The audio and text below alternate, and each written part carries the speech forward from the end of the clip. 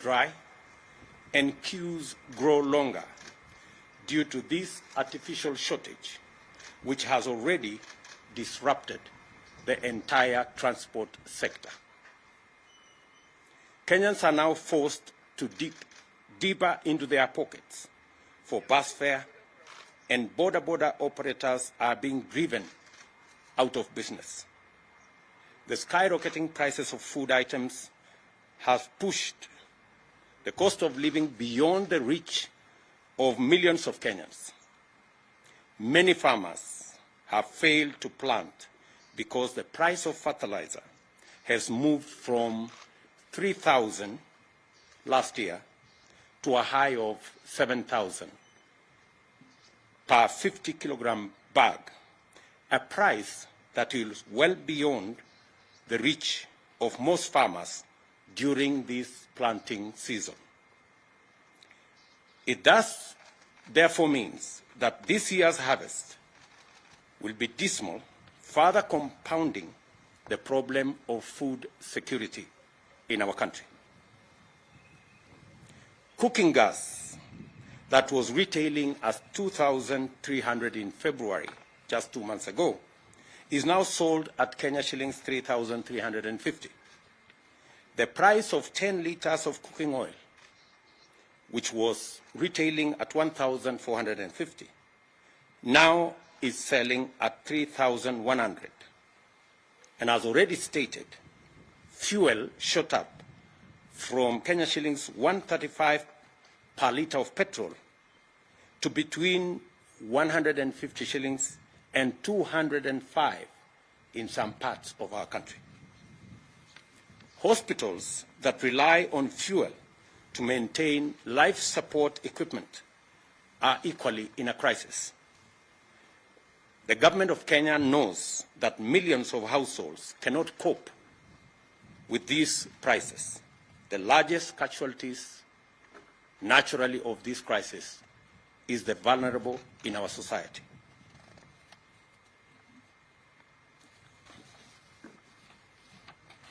In the midst of the people's loud cries of agony, the silence of concerned government ministries is deafening, and their inaction is snowballing into a national catastrophe.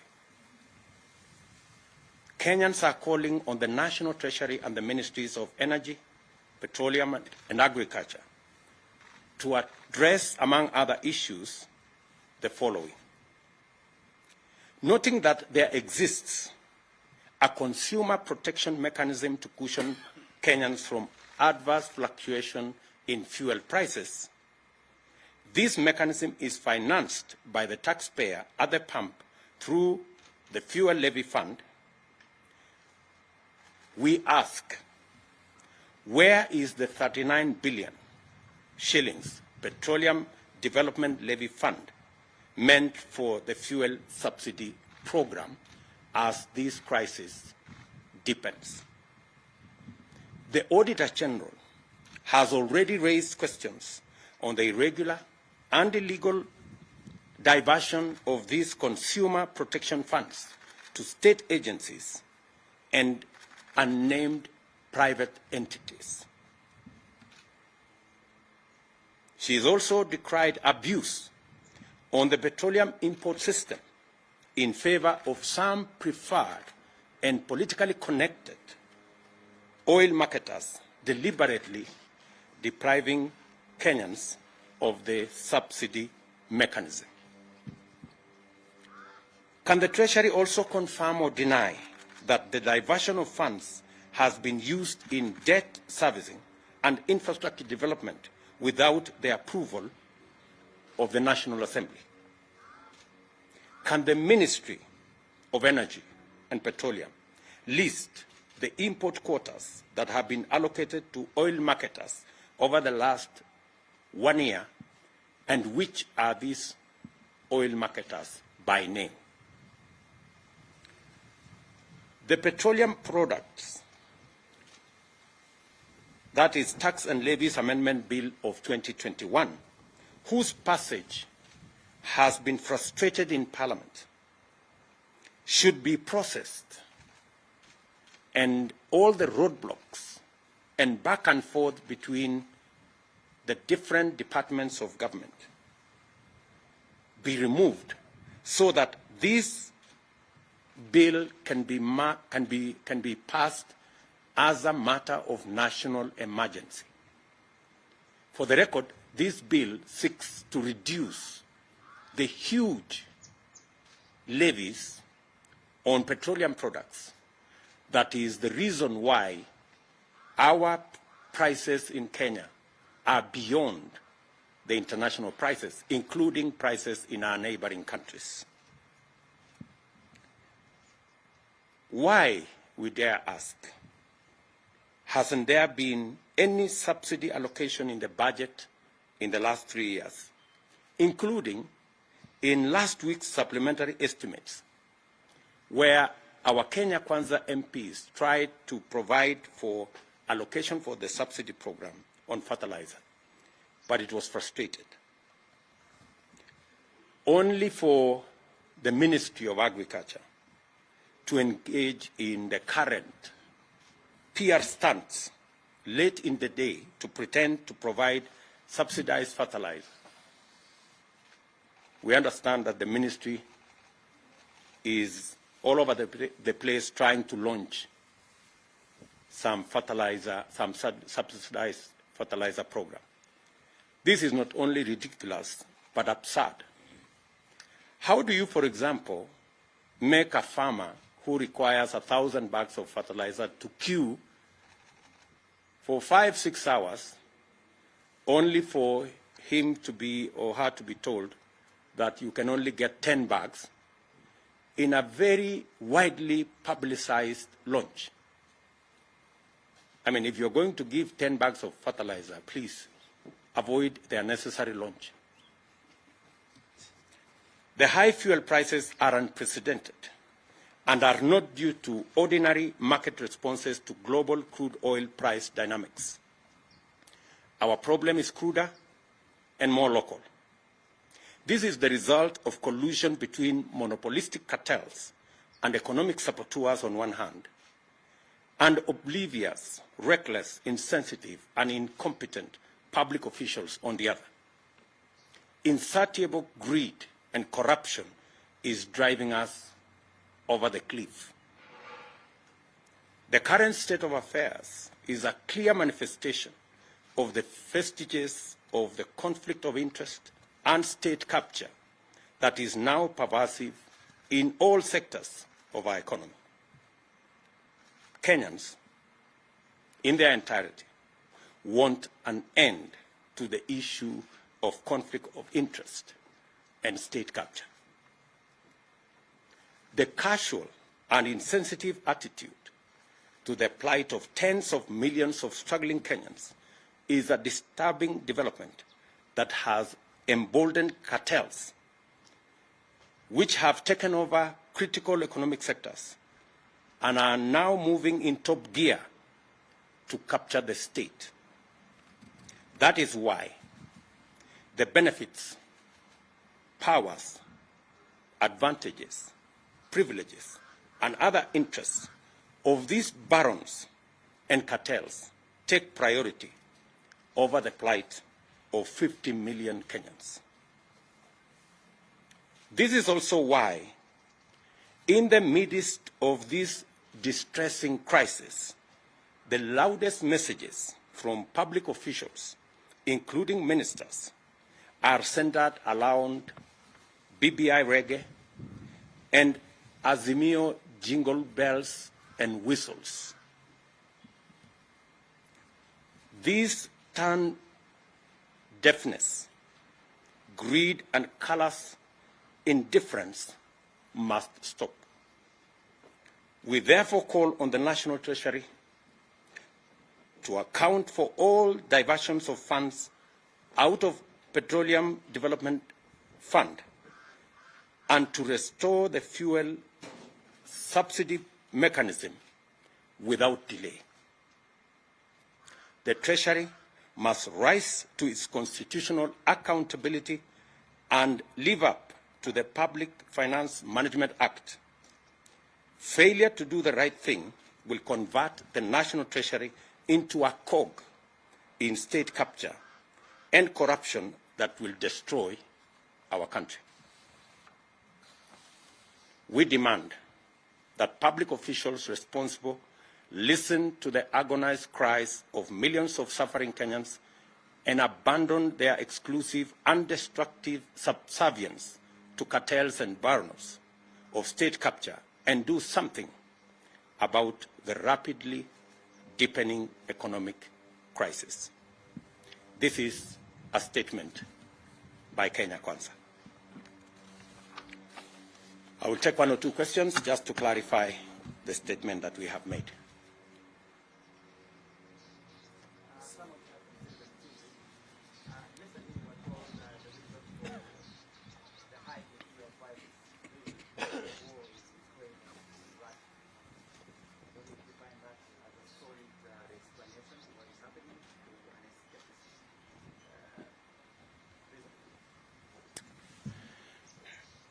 The people telling us about Ukraine and Russia are also telling us that there is no shortage of fuel. They are also trying to blame oil marketers. So they are even conflicted in the reasons why we have an artificial crisis in the country. From their own statement, they are not sure of what to say. Is it because of the war in Ukraine, or is it because of the crisis with our oil marketers? Which is which? And that goes to tell you that this crisis is orchestrated, and it is as a result of the cartels and barons who have taken over, using conflict of interest and state capture in our economy. I mean, a straight answer would be, how come that fuel in Uganda is cheaper than fuel in Kenya? So, and yet the fuel being sold in Uganda goes through Kenya. That tells you that that kind of explanation is escapist and has no basis whatsoever. We should address ourselves to the crisis that is there in the country and the monopolies that have taken our fuel and economic sector captive. Yes, my friend.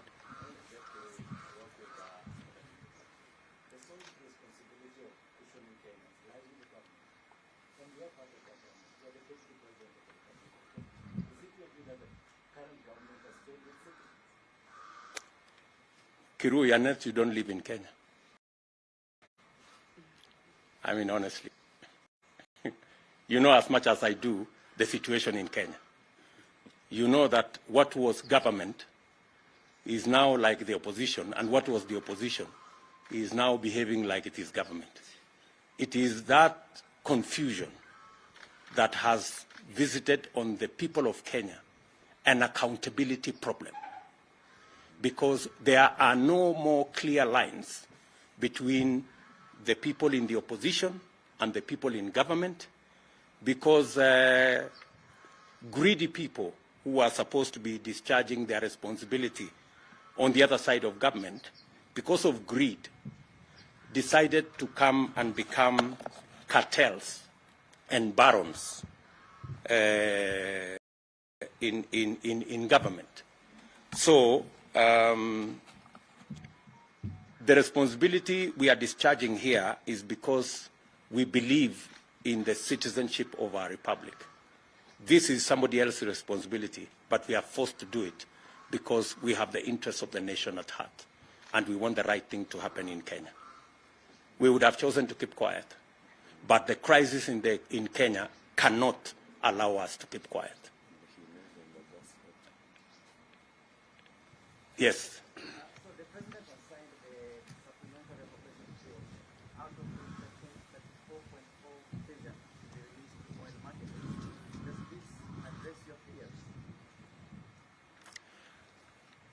You know, we are looking the stable when the horse has already bolted. we will see what will happen, because this should have been addressed before we got ourselves into the crisis that we are currently in, before the long queues and before the suffering that the country is going through. As a result of the fuel crisis, we have serious price fluctuations in all basic food items, because to a great extent they are dependent on the prices of fuel. So, as we go around this, just you may want to know that that supplementary estimate was brought just last week. You know, the fuel crisis has been long in coming. And you actually don't need the supplementary estimate to be able to deal with this. There was already money in the Petroleum Development Fund. Where did that money go? As I have told you, the Auditor General has raised queries of the diversion of that money into illegally and unconstitutionally and irregularly into areas that shouldn't have been the function of money meant for fuel subsidy. So the question still begs, what happened to the Petroleum Development Levy Fund? Why was the money diverted in the first place? Why was it diverted to state agencies? Why was it diverted to private entities? By the time the Auditor General is raising questions, it tells you there are millions of questions on matters to do with conflict of interest, corruption, and possibly what we have always said, state capture. Are we done? Good. Thank you very much.